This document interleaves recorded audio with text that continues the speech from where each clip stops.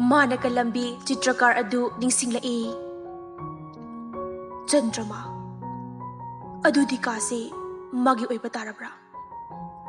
Adu oiragana madi kadai. Mahak na aibo kayada nungsiba khudam utliba. Ay na mangoda saktam amakak yikpinaba haisikibani. Mana ngasi pangthoklamle. Ay na di fagi oina hairambani. Mana kayada aigi wahaibu bebar tawbiraba.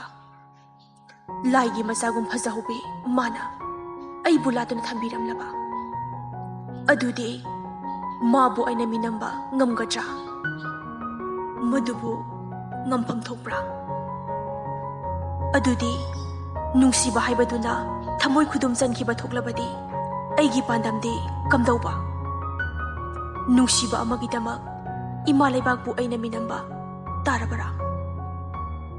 Ikutmak na ima leibakbu harpa tarabra. Adudi ngamloy. Adudi oithokte. Nungsiba chama kathokpa ngamgani. Aigi thawaisi thamna thakta haptuna thambalgum imada katpa ingamkhini. Surasna khalibani. Adudi Chandramabu aina kari hairamgani. Mana aigi mangda leplabada aigi thamoina mrololaklabadi magi mityeng mamangda ai lepa ngamgadra adusu thajade. Hek okhiba numituda aigi thamoi mrolonba haukrabani. Adudi ai kidopatai ka asi thuna thadokpatai ai mahakbu unaba songamnaroi. Adubu ai bulatuna thambiriba aigi damak changjafam pirakliba mabu wahi ama phau hairamdana lona chikhargatra. Madusu ai haunaba khangdaba ama oigani. Khalluraga chithi machet ama khaktang thanamlage khanduna table du da lairamba chedagi machet ama laure. Aduga mangda yungduna lairiba kalam kharadugi maraktagi ama lauraga Suras phingna wahi khara iba haure. Sakhangdabi aina nongma pata thingna sakhibi ijandugi kani haina lauzare. Aibu kari haisige ithaudang amagidamak lakpane idi. Adubu ijangi ka asida ai lamangnare. Aigi ayekpa saktam masina phangzariba bevar asibu aina karina laman singjagani. Ai mulaibak phaba kadaida leiramgadage. Adubu wahai ama khaktangdi haisaningi. Thazamana nganbadi Koro madi kaidonungdasu uba phangani thajadre. Aidi ima lebaki damak thawai katlage tholaklabani. Ngasi ichana bibiriba changjafam asina nongma aina pangjaramba mating adugi mamalni khanjarage. Ichanna aigi laman toli haibasimatadi khanbiragano. Adubu nahaki nungsibadi thamoida puduna chachare. Nahaki Suras. Chithi adu iba loire pikna thupsilaga iriba kolam aduna nansilaga table mathakuda thanamle.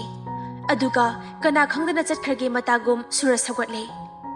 Chatsi kadai chatkhumsi kadai khanjana duna leire. Ngasai maikhay parda marumda lona yengjarambi Chandrama lotpa ngamlaktre. Kuina ngaijaraklaba mana hawgulaklaba dudadi chatkhada boiningduna Chandrama changsilakle. Wahai kharadang phongdoknaba thauna lakle. Chatlage thaurang bidiba karigino. Chattaba yadaba thabak ama ningsilakprani. Aina ngaijarakba kuirabani. Photo haibado yekjarabani. Masigidamak aibu pharure. Maicha kayana chakliba aini. Adubu anobo makhalgi maichak amasung asi hapsinba taramale. Aihak isor mahakbu warawi. Numituda aihak sijaramlabadi ngasigi maichak ase aisu phangjaramloi. Karamba maichak nungsibagi kanagi aibu thawai kanbiramba misaktugi. Suras wangangbang ngamdre nungsiba kauba tinduna magi thamoy mayol yauna chikramale. Chandramagi premgi ichelna awangba chingdoldagi chaitharakpa ising chaibigum thumat kramale. Masunglangi nupi machaduna magi photo ama yeklubagidamag taruriba dasa amadi mabu thamoy senga nungsibiramba adu ubada mahaki tukhong khuding humang mari karakle. Adubu Suraj thamoy phathai. Mama leibaki Thoudam thokpadi mahak ngamloi. Nungsiba kayana mamal oirabasu phangamdrabi mama leibaki maramgidamag nungsiba asimasu punsigi ahanba thengnaba magdada kathokiba tare. Pangal pumba khomjilaga wahi khara chinban wangma lanki. Chandrama, aidi kathoklaba punsini. Ima leibak nga thawaini khanna khongsat amagidamag thuloklabani. Nungsiba haibana amani, hingba haibaduna amani. Anisigi marakta khaliba pal nahak suramlagani. Nangi nungsiba aigi thamoy thana pujare. Aibu bidai bibiro. Kuina ngaijarakpa mahaki wahai kharadu tabada sini khangna mairanbina mairida sum naksinbagom Chandrama Surajki matung inaninglai. Inbadi ngamdre. Aduna bor pikhiba natana kari hairuragani. Suraj, nangi lambi aina thatpagi pangaldi laisade. Aigi haibabu aigi thawai kanbiramba nangbo yaifanabada khali. Haibasi matadi nahakna kaubiganuko. Suraj khong thangba haure. Khong thanga thangna magi paukhum pirami. Ai nahaki bor phikau sana pujare. Ai nongma soidana maithibagibu oirabasu maipakpagibu oirabasu paupuduna nakta lakigani. Suraj thongjin wangma lankre. Nungsiba makhal anina nongni nusit oiduna asokpa makhongdu tapma tapma thangba haukre. Chandrama lepliba mafamduda phana kuina laina lauraba misakum leptuna lehawi. Adudagidi Suraj nanghak potharamba sofa aduda phamtharaga kalamna naliba chithi adu tapna khungatuna parai. Kaya kapsakhi iramliba wahai singdu amamamta paraduna Chandrama.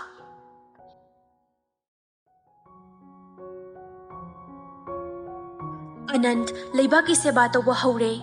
Mahak Chandigarhda amuk sangdre. Imungi ahal singa thingbadi nate manada changningba amuk poktre. Adugi mahut leibaki seba tawrage leple. Mahak tamzaruba mahaigi mapana iramsigi asoiba kaya lapna uraklabani. Madu mahak leibak khangna khananingli. Nongma nongmagi aranba asoiba maikeida khong thangliba mayamsi thinduna takpa matam yaure haibasi mahak khalakpa kuirabani. Aduna thunamak khabargi kalam ama laure iba haure.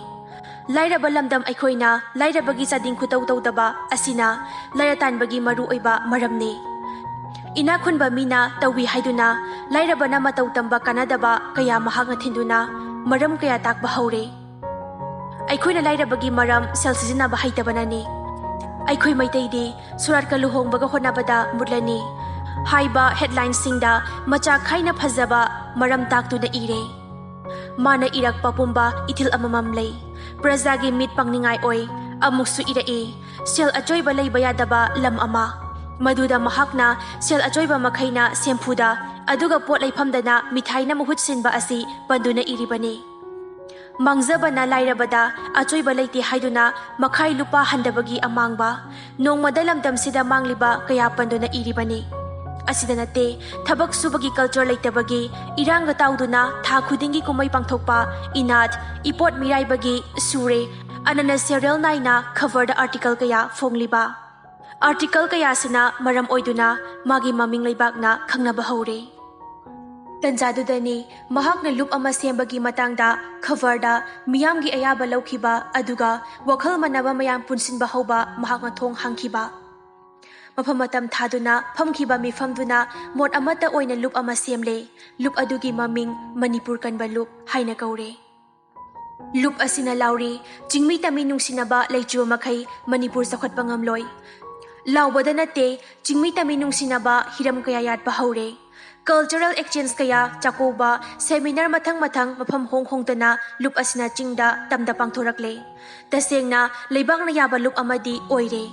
Member khudingmak chinga khudka manai kanadabada nahut nareng lukokpa lugun thangba amada tawngade. Ananna khunduda khudam oirakpadagi arembada khors tawba thabak kumai harau kaya yamna hantharakle. Makoina amasu hawdokli migi lamda tawbagum puna puna luhongba asini.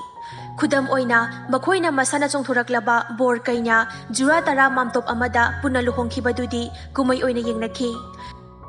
Maduna course matam babuki awawa pumnamak kalle madu pamnaba mioi kaya thorakle. Loop asina achauba thaudang amasu laukhalakle. Yawaloi leader kayada amuktang unabagi ayaba nizari. Makoina talhau lupumbagi luchingbasing unaraga apapata wari sanaba pamle. Ngasigi lamdam sigi prajana marakta laibagi awaba henmale. Fong na masikok na ba upay tiba matam yaure.